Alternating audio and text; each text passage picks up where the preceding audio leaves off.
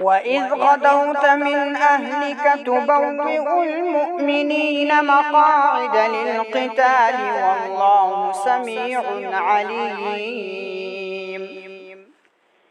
إذ همت طائفتان منكم أن تفشلا والله وليهما وعلى الله فليتوكل المؤمنون ولقد نصركم الله ببدر وأنتم أذلة فاتقوا الله لعلكم تشكرون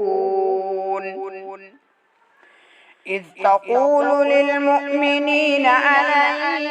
يكفيكم أن يمدكم ربكم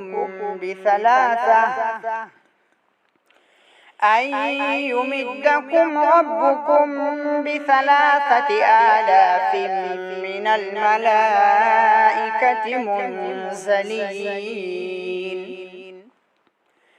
بلى إن تصبروا وتتقوا ويأتوكم من فورهم هذا يمددكم ربكم ب5,000 من الملائكة مسومين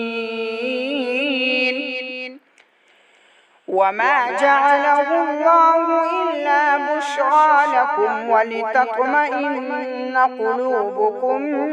به وما النصر إلا من عند الله العزيز الحكيم ليقطع طرفا